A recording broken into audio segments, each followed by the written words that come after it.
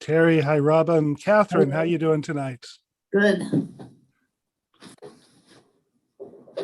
So tomorrow night, Catherine, let's go out with a bang on the Friday night, our last Zoom Friday night. Let's make it memorable somehow. Okay. We have 24 hours or so to think about what that could look like. I don't know.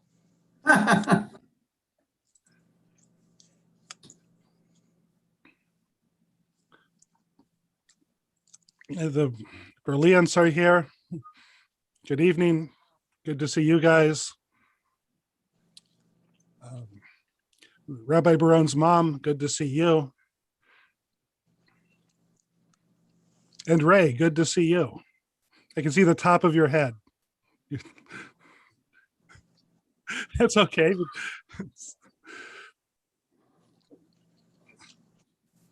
Hope that's better.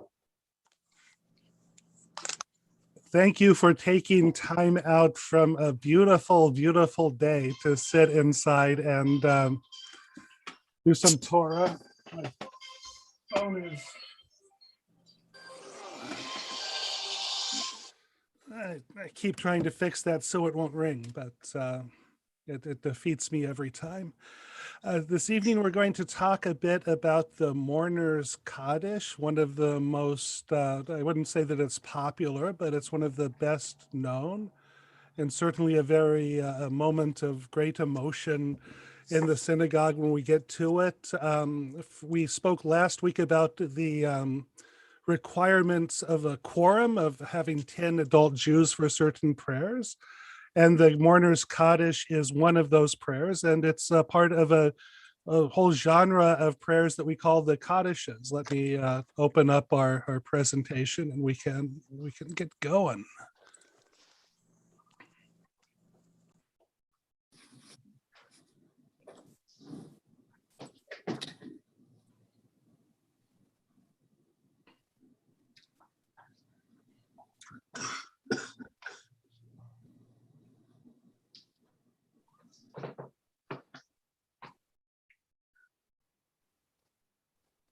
Arnold, I think you need to mute.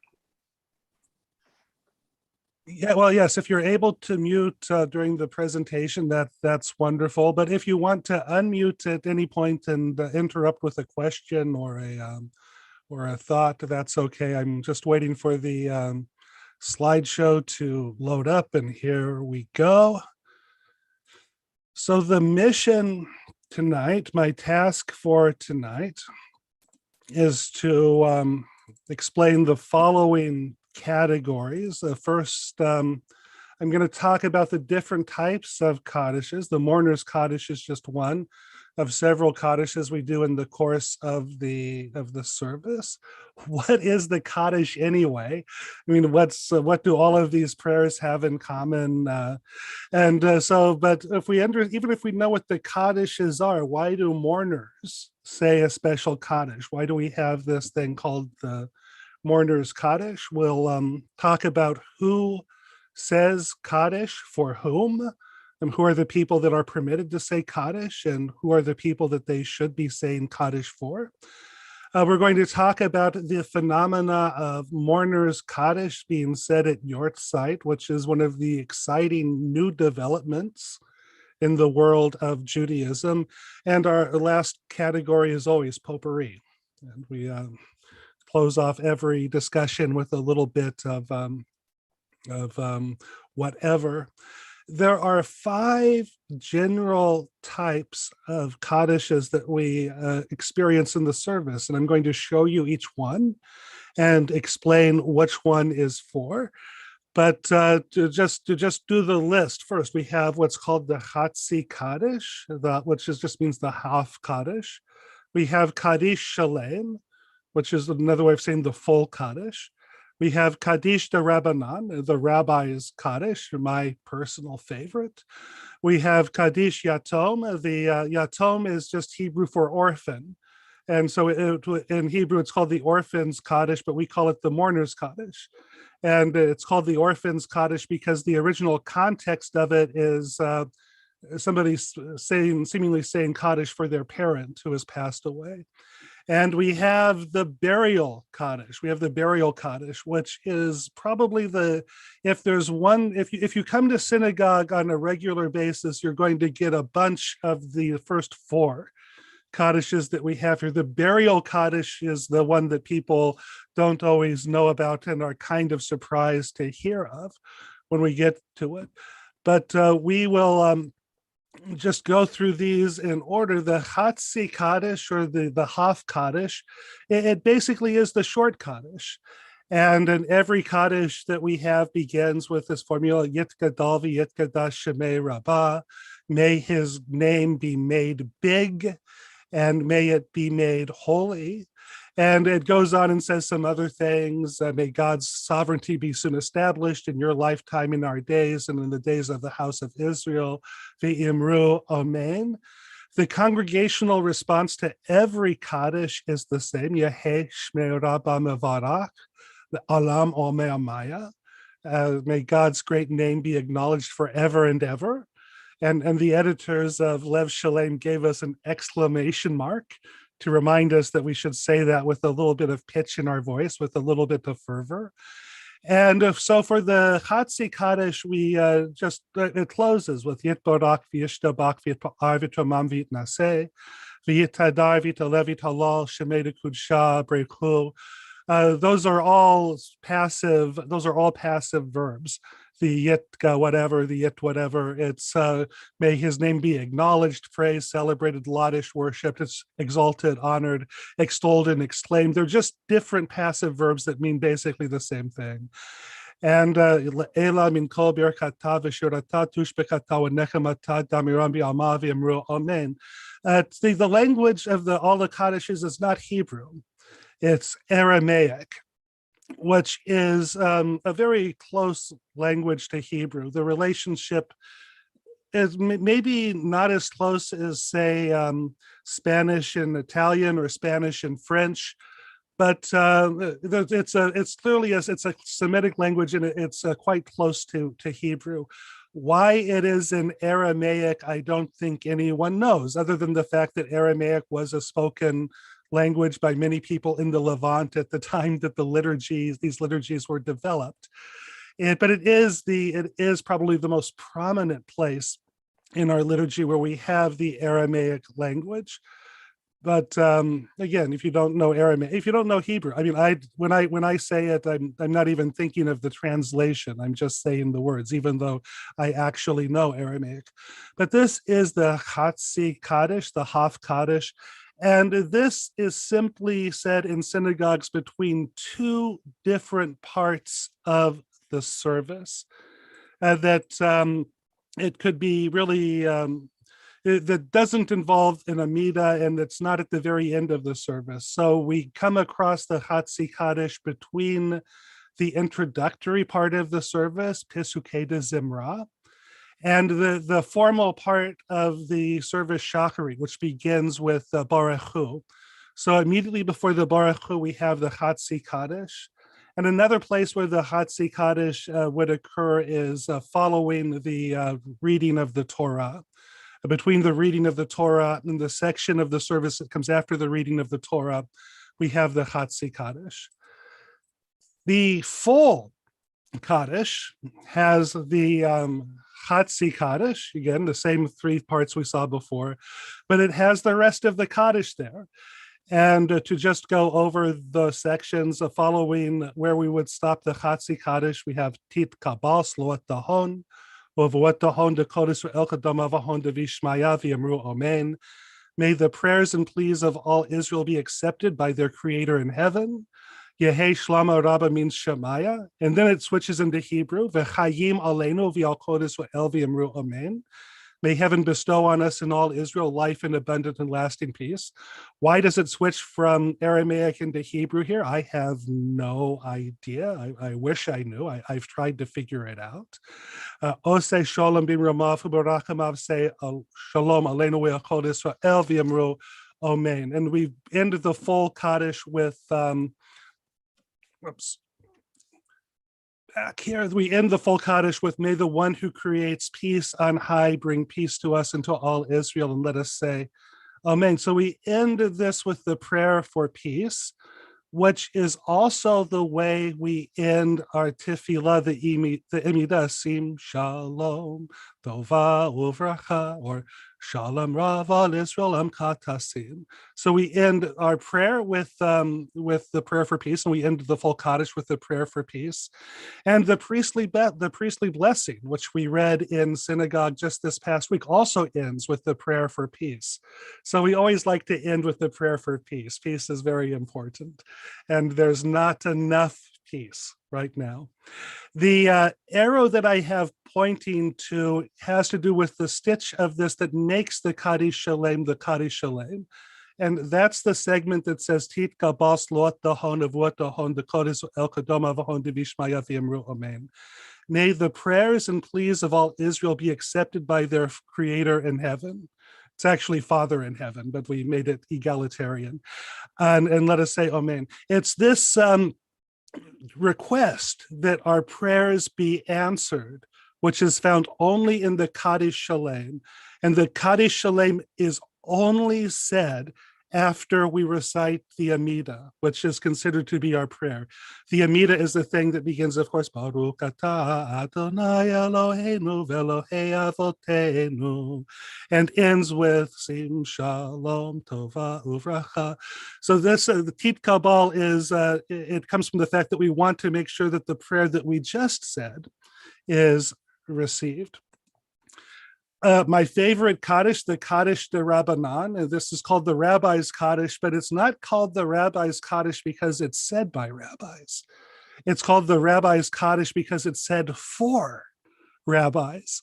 This is the point where the congregation prays for the sustenance and the prosperity of the rabbis in the world. And so we always like to hear the Kaddish de Rabbanan. It makes us feel good. But the paragraph in the Kaddish de Rabbanan that makes it the Rabbi's Kaddish is the one that I've pointed to.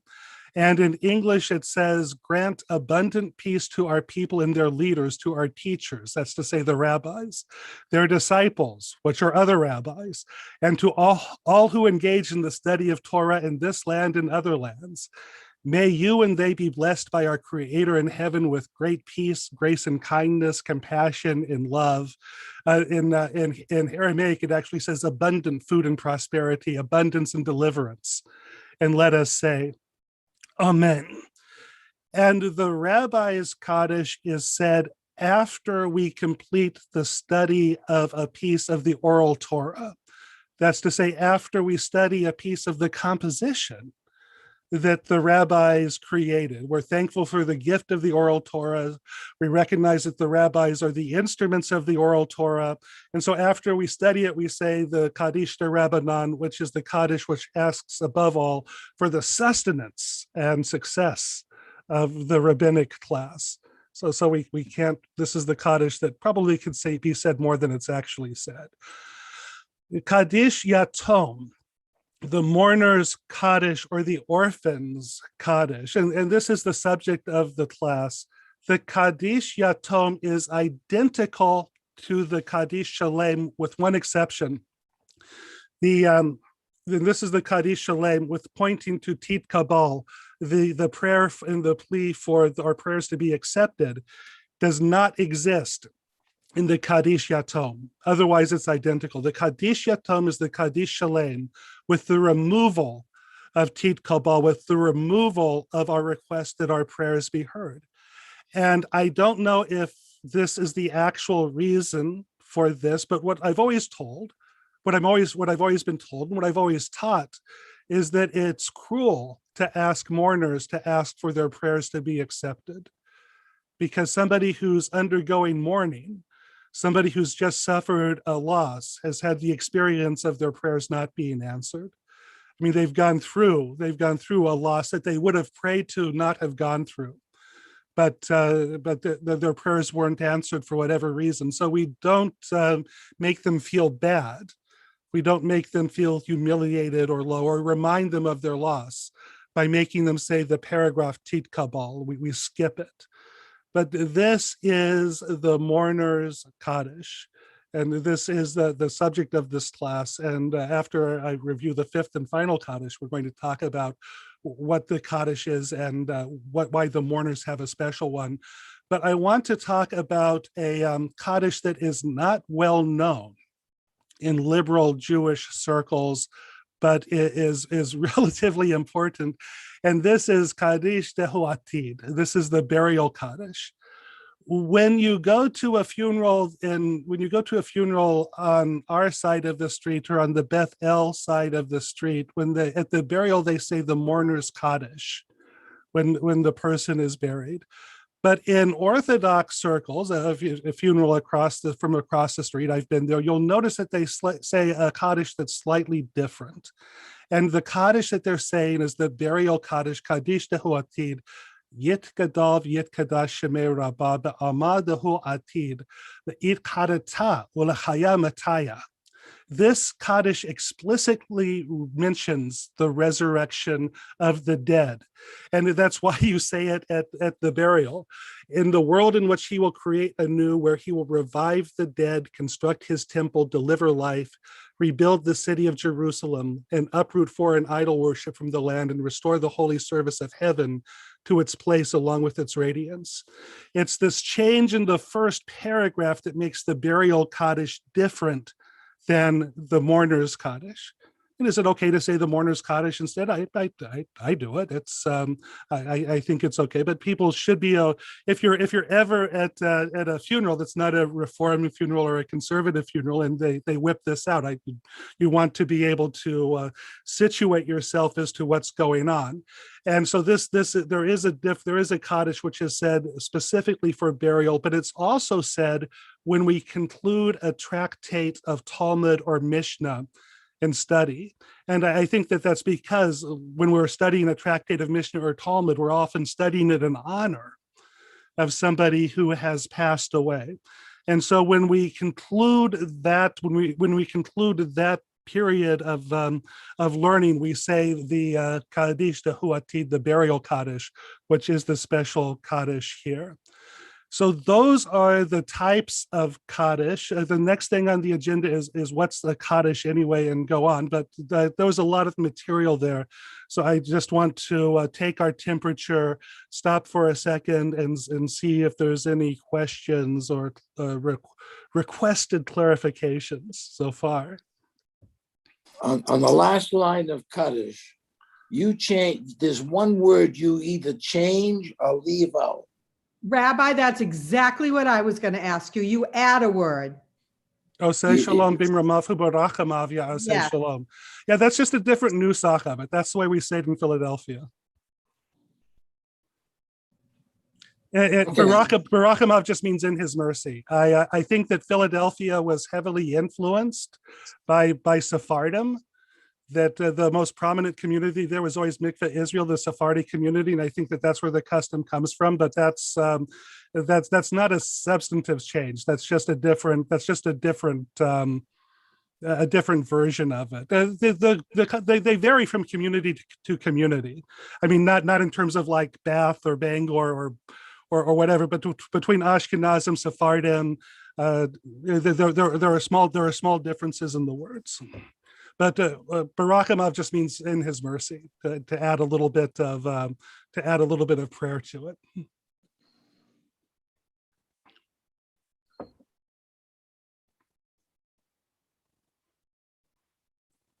Did anyone else have that question too, or just two of you? Well, now that until Your Honor arrived at the cemetery, we always used to say that special Kaddish at the cemetery. Oh, really? So did I inadvertently change that? Well, as far as I'm concerned, we always did. Can anybody here remember besides me? Because I did the other one on Long Island, but when I came here, I just assumed that it's a conservative congregation. I would do the conservative one, but I'd love to do the other one. But I think it's not printed on our card, is it? Is it? Not only is it not printed in our card, it does not exist in the conservative prayer book. So I suggest we probably not change. What is the I mean, the reason that I assumed that we didn't do it is because it doesn't exist in the conservative liturgy. It's the one that in my previous job I was most used to doing. I'm fine with it. But I'm happy to do whatever you guys want to do. Hey, if you want me to stop saying Barachamav, I'll try to stop that too. No, I don't want you to No, change a don't thing. stop it. But now we know why you do it.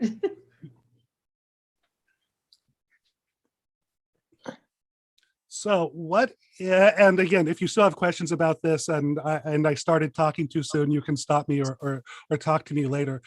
So Kaddish is not a prayer for the dead. We say that over and over again. So what is it? And this is something that is, I think is unknown to a lot of people, that the Kaddish has a very close analog in Christianity. And this analog is called the Lord's Prayer. That if you lay out the Kaddish and the Lord's Prayer, you can connect the pieces and you see that a lot of the language is the same between the Aramaic and here's the translation of the Greek. But our Father who art in heaven, avohon devishmaya, hallowed be thy name, yit gadol v'yit kadash shemei rabbah. Your kingdom come, vayamlik malchuteh. Your will be done, kiruteh, on earth as it is in heaven, ba'alma divrah. Give us today our daily bread, yehei lahon mazona rechicha. That there's evidence, and this is probably the oldest evidence for a prayer like the Kaddish. There's evidence outside of Judaism that the Kaddish existed somebody said mind blown. You didn't know that, Brian? I don't think it's widely known. I figured it. I don't know if I figured it out or somebody told me at some point, but it's such a strong connection between the two. And so I think that this does give us some clues to what the Kaddish was, even if it doesn't tell us what the Kaddish is to us. But my sense of what the Kaddish was that the Kaddish was an alternative prayer tradition that the rabbis had that was eventually worked into our liturgy and sort of in parallel with the rabbinic liturgy, with the liturgy that the rabbis had. The analog from biology, and I don't know if this is, I hope this isn't a terrible analogy and that if no one else knows what mitochondria are, I apologize. But I think some of us know what mitochondria are. Mitochondria in the cell used to be their own organism until one day they were taken up by the cells, and now they exist only in the cells, that they don't have their independent existence. The Kaddish was at one time its own organism. The Kaddish at one time was a prayer that stood by itself. It was a tradition of praying that was its own tradition. And if the rabbis, for whatever reason, they felt like they had to, or they wanted to, they liked it, they incorporated it into our liturgy. And in our liturgy, it's not a standalone prayer. You never say the Kaddish by itself. If you want to say the mourner's Kaddish, you always say a psalm or something first. If you want to say Kaddish de Rabbanan, you study some rabbinic text first. So the Kaddish in our tradition never had, like mitochondria, it doesn't have its own existence, but it's a preservation of a different way of praying, a different way of asking to God for things. And we know that there are a lot of variations on the Kaddish in antiquity, in the Middle Ages. In Yemen, because the Rambam, Maimonides, was so popular, there was a Kaddish that said, B'chayakon b'chaye Rabbanan Moshe ben Maimon. May it come soon in the life of our master, Moses Maimonides. Maimonides was in the Kaddish for the Yemenites until he died, and then they took him out. But the academies in Pumbaa and in Pumbedita and Sora, these cities in Babylon, in their Kaddish, they would include petitions for their own communities. And just like we include our personal petitions in the Amidas that we say, there was probably a tradition of saying a Kaddish that had a particular asking for it. And so in some ways, when we make it a mourner's prayer, when we say the Kaddish with the intention, as we do today of somebody who's departed, we're recovering that sense of the Kaddish as an independent sort of prayer, not as just something that's bumper music or something for the rest of the service, something that does exist by itself. But this is so Kaddish is not the prayer for the dead. The Kaddish is a prayer. The focus of the prayer is that God's kingdom shall be established on earth. It's kind of apocalyptic. It's kind of eschatological. That probably made it a little uncomfortable for the rabbis who were opposed to those tendencies to have it, but the rabbis nevertheless incorporated it into our liturgy. So when we come to the Kaddish in the service, we're coming to something that at one time had its own existence, but in the deep, deep past, thousands of years ago, and I mean thousands, more than 1,000 years ago, it was incorporated into the rabbinic prayer, into the rabbinic liturgy, as it was incorporated into the Christian scripture after it had been translated into Greek. So that the Kaddish is a very, very old prayer, and it's a prayer that connects Judaism and Christianity in a way that's very interesting. I don't know why I have that there. Oh, I already meant to do that. So that's what the Kaddish is. I'm going to move to why we have a Kaddish that's particular to mourners. But again, because there was quite a bit of information there, I just want to stop and give you an opportunity to respond or to seek clarification. I had a question about, in the Ose Shalom, what you showed on the screen had parentheses at the end. It said, to all Israel and to all who dwell on earth. Is that to all who dwell on earth, is that a relatively modern addition? And I've rarely heard it said, but I often think it would be a good addition. So let me put that there so everyone can see what Don is talking about. At the very bottom of the prayer, it says, Osh se shalom bimromav, who, this one says Barakamav, just like me. Say shalom. The new conservative prayer book phrase like I do. I didn't even know that. But Aleinu v'al kol Yisrael v'al kol yoshvei tevel, all of the inhabitants of the earth, v'imru amen. In the modern conservative prayer book, we do additions to make it clear that when we're praying for Israel, we're praying for everyone. And to me, my sense is that I always understood the prayers that way. When I sing Sim Shalom Tova Uvracha Ken V'Chesed V'Rachamim all called Israel, I don't imagine that I'm praying for peace for Jews and war and terrible stuff for everyone else. But there is a movement to make that absolutely clear by adding those words V'al Kol Yoshvei Tevel. And if I remembered to do it, I would probably do it. Chazan Slat, when he comes here, he's careful to say those words. But he has a better, I think has a better memory than I do. I forget to say them. But you're right, Don. Those are very recently added. And when I say recently, in this case, I'm not talking about a couple hundred years ago. I'm talking about a decade ago or so. Now, I want to ask, in the burial Kaddish, they mentioned there two words, I think, which is life and death. Uleachya metaya. Yeah.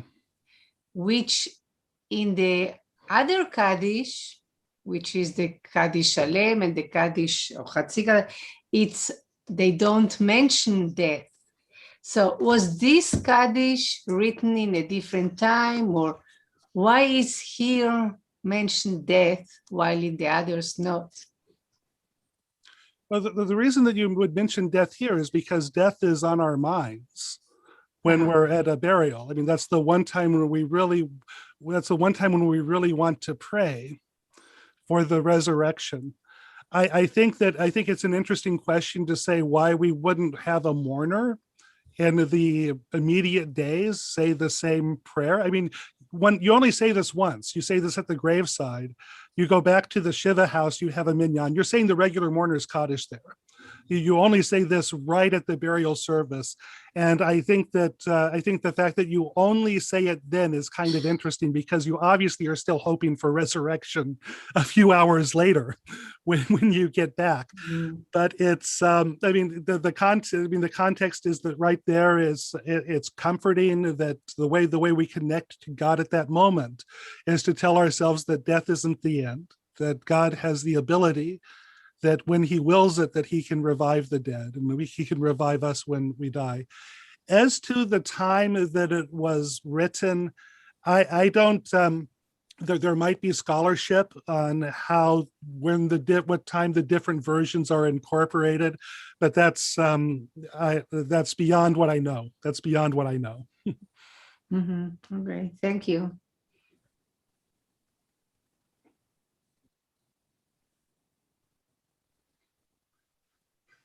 So why do we have a special Kaddish for mourners? And to understand that we have a story. This is a midrash which begins to appear in the 12th century in Jews that live in Christian Europe in Latin Christendom. And it appears in the period of the Crusades, which is understood as being important for how the Kaddish developed. And the story is told like this. It once happened that Rabbi Akiva was passing through a cemetery, and he came upon a man that was naked and black as coal and carrying a great burden of thorns on his head. Rabbi Akiva thought the man who was running like a horse was alive. Rabbi Akiva commanded and stopped him and said to him, "Why does this man, Oto Ha'ish, do this difficult work?" And the man said to him, "The man you are looking at is dead, and every day I am sent out to chop trees." Rabbi Akiva said to him, "My son, what was your profession in the world from which you came?" And the dead man said to him, "I was a tax collector, and I would favor the rich and kill the poor." He was a very serious sinner. Rabbi Akiva said to him, "Haven't you heard anything from those appointed to punish you about how you might be relieved? Do you have any inkling of how long your time of torment for your sins is going to be?" And the dead man said to him, "I did hear from those appointed over me one impossible thing. If only this poor man had a son who would stand in front of the congregation and have them answer, 'Yehei Shmei Rabba Mevorach,' may his great name be blessed, I would be immediately released from my punishments." Rabbi Akiva asked after him, and they said to him, may the bones of that man be ground up." He asked after the man's son, and they said, "He is uncircumcised. We did not even perform the mitzvah of circumcision for him." This family was so separated from Judaism, was so awash in sin.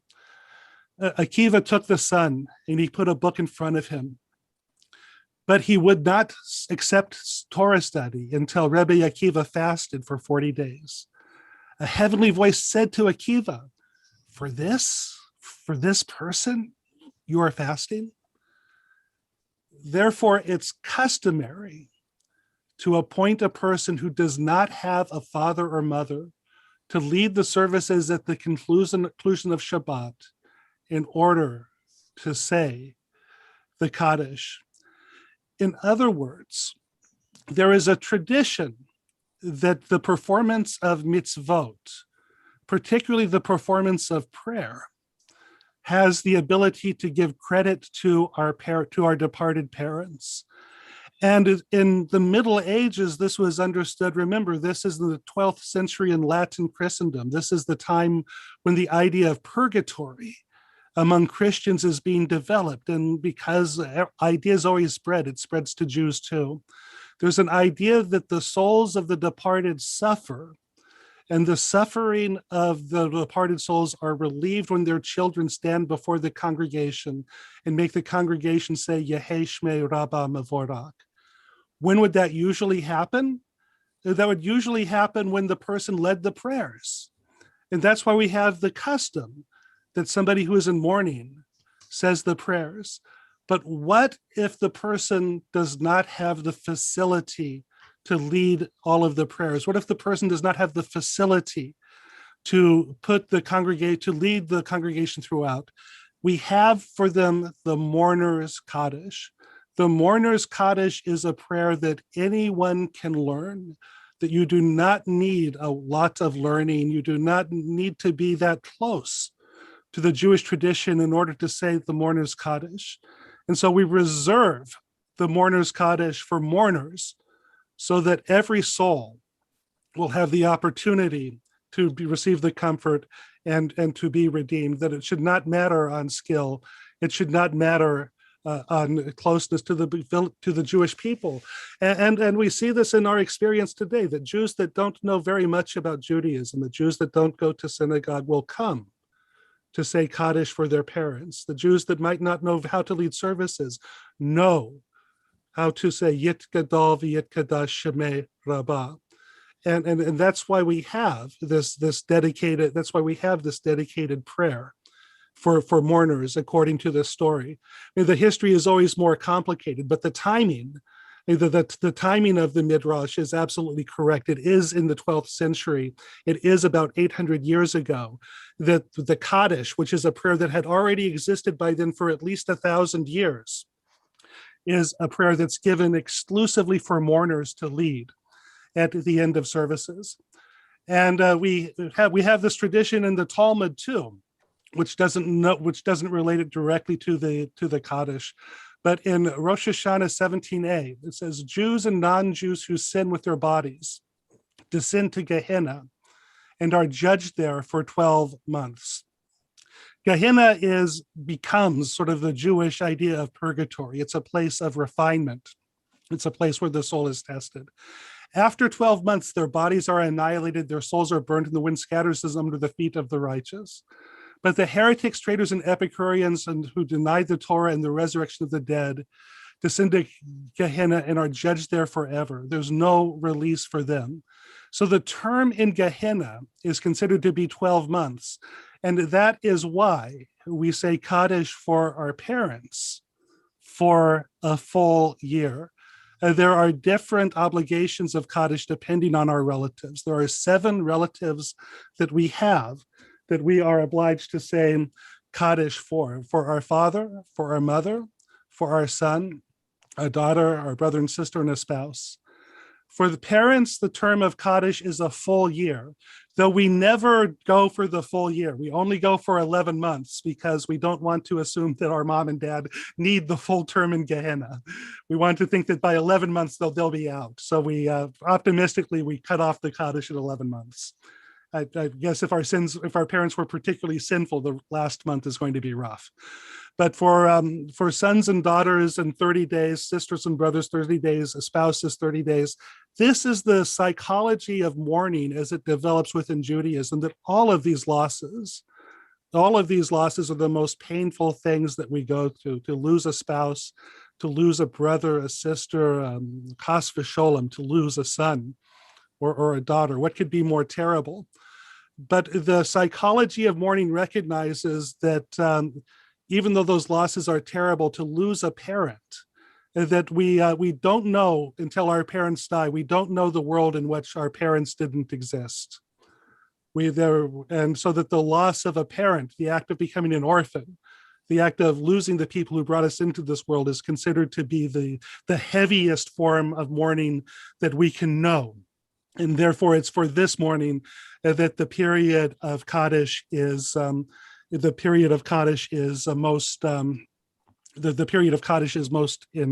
longest. Now, the question arises here: who is permitted to say Kaddish? And even synagogues that are strict on the matter of egalitarianism, that's to say, even strictly non-egalitarian societies, recognize generally that there's a possibility and there's a need and a prerogative for women to say Kaddish for their parents, especially, and this is the sexism, but they'll say especially in the case where there's no brother. If there's a woman who doesn't have a male sibling, they'll say, well, that woman needs to say Kaddish. And the question is, well, what's the format that you do that? Where do they stand? And we went over the hesitations that traditional society has last week about men and women davening together. How do you navigate those? But because Kaddish is such an important thing, the strictures of men and women are not seen to be as strong. Neither are the strictures against minors saying Kaddish. It's considered to be appropriate for a minor who does not count in the minyan to recite Kaddish for their parents and to participate and to be a part of that. So the participation of the question of who says Kaddish is even in the traditional world, it's a broader selection. It's a broader range of participation, though it isn't necessary. It's not as egalitarian as our arrangement, in which we assume that men and women are equally obligated, and that men and women would say the Kaddish standing together. One question that comes up all the time if you're a rabbi is, well, my grandfather isn't one of the 7 mourners that you listed there, or my uncle, or my friend, or someone who is very dear to me. And maybe they have somebody to say Kaddish for them, maybe they don't. But I would like to say Kaddish for them. Am I permitted to? And the general response is yes, with an asterisk. And the asterisk is this, that there are communities that are very strict about the rule that only one person may say Kaddish at a time, that there's a general prohibition against 2 people simultaneously saying the same prayer. And there are synagogues, I worked at a synagogue like this before I came here, where there are people who will expect that if they have an obligation to say Kaddish, that they shouldn't have to share that prerogative to say Kaddish with somebody who isn't obligated. And that's to say, I'm here for synagogue, I'm in mourning for my father, I have an obligation to do it. You here, you want to say Kaddish for your grandfather, that's nice, but that's optional. And you're in a different situation than I am, and we need to recognize that. We work around that in a lot of situations. The reason we have 2 Kaddishes at the end of the service is to provide the opportunity for more than one person to say Kaddish. It's not that we think that the dead need 2 Kaddishes per service. It's because it's likely that you're going to have more than one person there who needs to say Kaddish. So the one Kaddish would be for one mourner. The Kaddish after that would be for a second mourner. And then if we fill that up, then we start to say, well, okay, we have a third person who needs Kaddish. They'll say the Hatzi Kaddish after the Torah service, or they'll say another Kaddish here, or we'll say yet another psalm at the end of the service. And we'll have 3 Kaddishes, and we'll get everybody to work with it that way. Not every community has that sensitivity. This congregation doesn't have that sensitivity, so we just have everyone say the Kaddish at once. And at that case, the question of, well, who am I permitted to say Kaddish to is not as difficult. You don't really need the asterisks that you need in the other situations.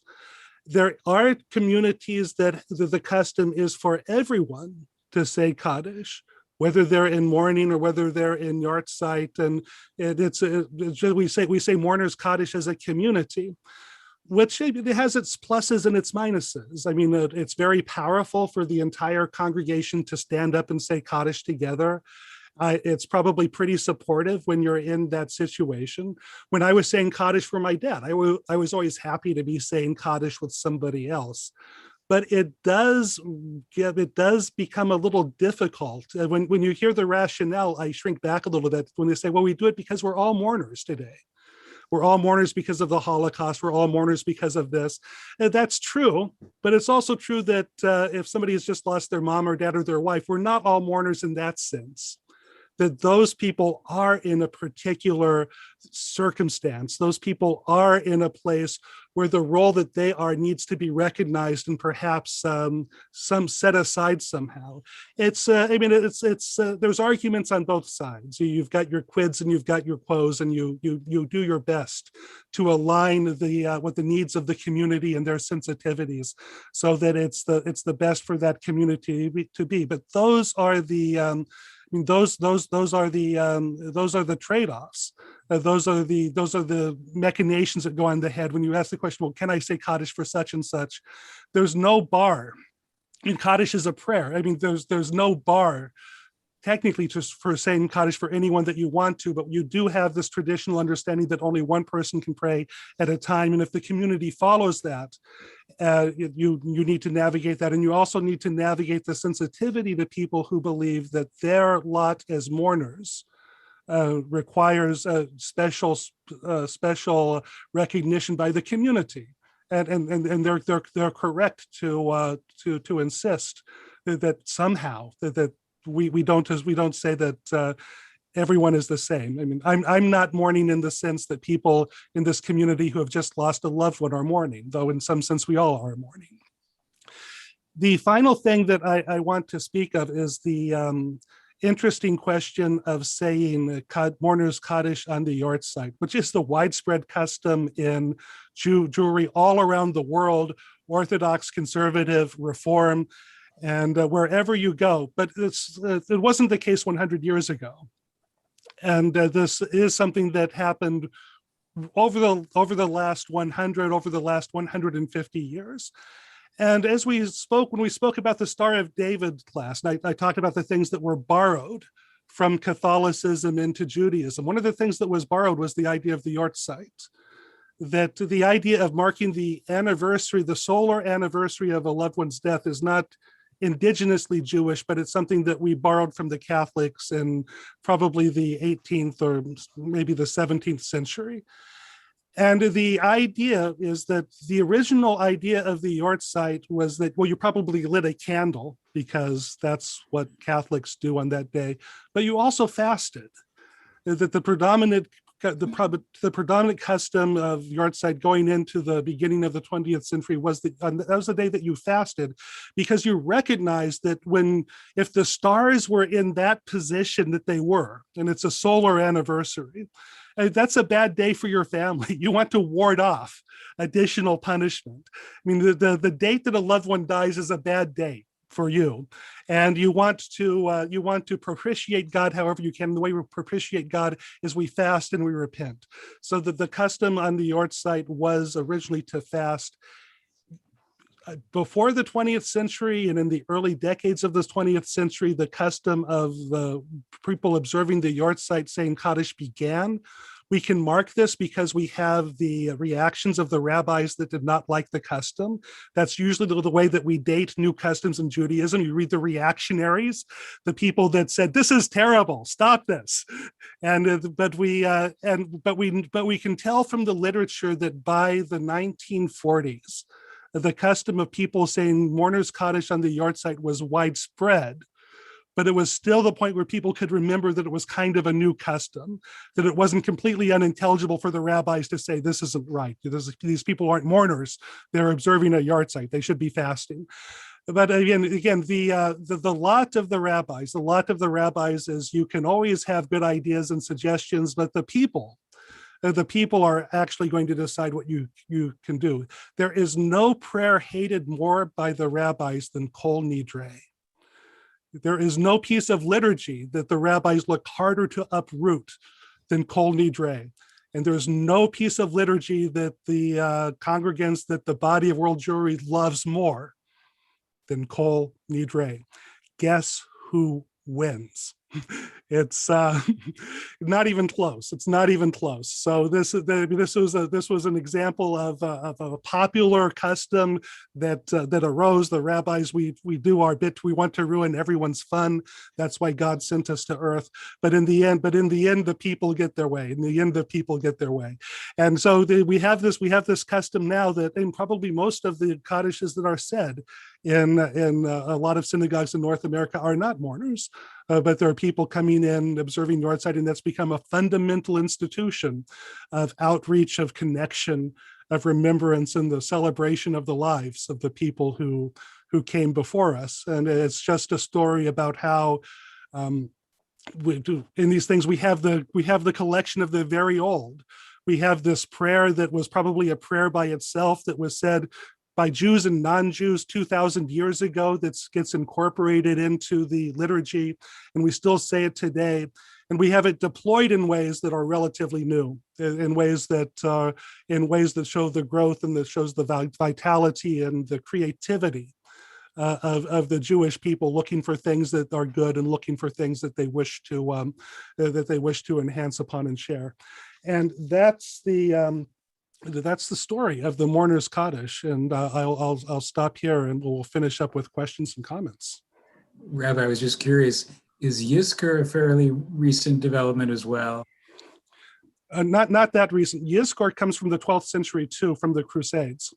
It comes from the same time that we have that midrash about Rabbi Akiva, and Yizkor, and people believe that there must be some connection between the Mourner's Kaddish and the slaughter of the Jews in the Crusades, but it's difficult to reconstruct that.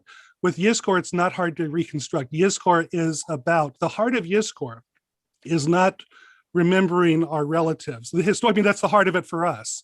That's the reason that we do it. But the historical heart of Yizkor is not that. The historical heart of Yizkor is remembering the martyrs. It's the memory of the martyrs that's the ancient core of Yizkor, and it comes from the period of the Crusades, remembering the people who gave their lives for the sanctification of God's name. And the way that Yizkor has grown, is that over I don't know what the timeline of it is like, but over 800 years, it becomes a general memorial service that is not directed exclusively at martyrs. Thanks. In the requirement of saying the Mourner's Kaddish for a full year, is it custom or obligation to say it once a month, only on Shabbat, every single day? What's the custom? I'd say it's whenever you can.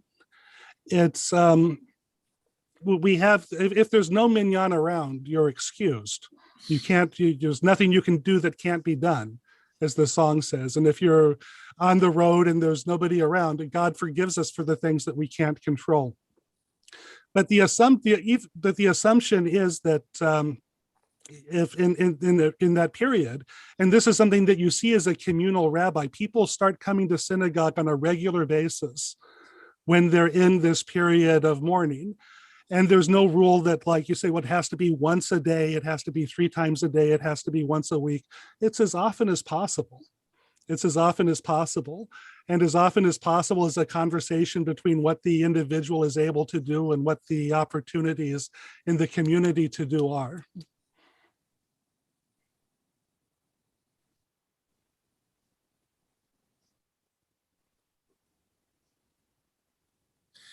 And an example of that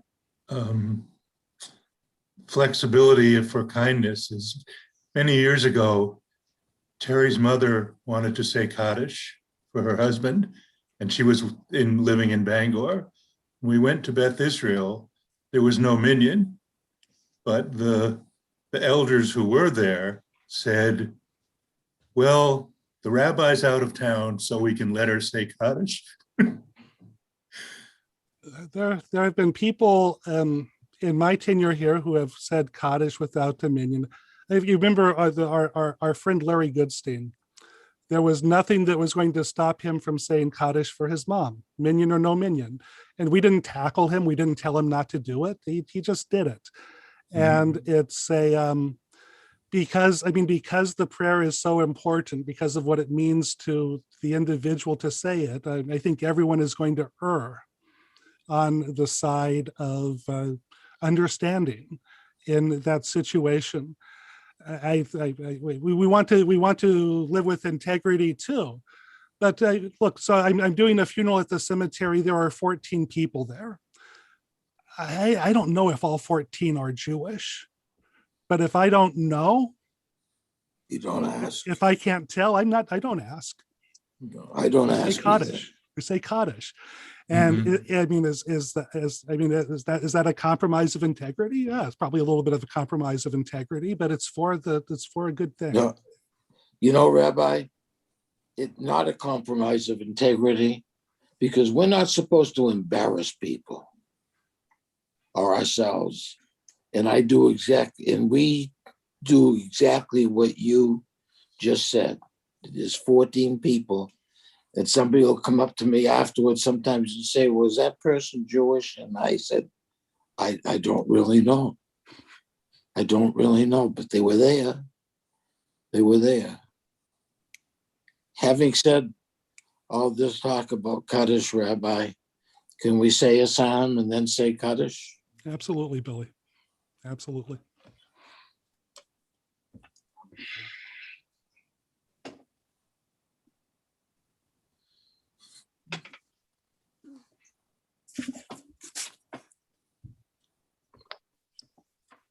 I'll say the psalm, then you say some names, Billy.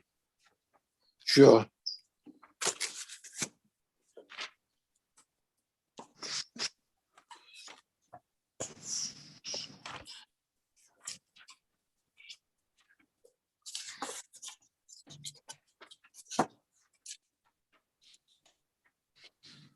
Tefillah Moshe Isha Elohim Adonai Me'on Ata Hayita Lanu Midor Vador B'Terem Harim Yatu V'Hitul Eretz V'Teva Mirdam Adolam Mata'el Tashev Shadaka V'Tomer Shuva V'nei Adam Ki Ereshanim V'Enei Kakayom Et Muki Avon Babocher Yasitz V'Chalaf Le'erev Yimola V'Yavesh Ki Kalinu Ba'apecha V'Chamacha Ne'havon Shuv Adonai Matai V'Hinachem Avadeka Sevate B'Bocher Kasteka V'Nirnana V'Nismeka B'Kol Yeminanu Vehi Noam Adonai Eloheinu Aleinu Maaseh Yadeinu Kornena Aleinu Maaseh Yadeinu Kornenehu.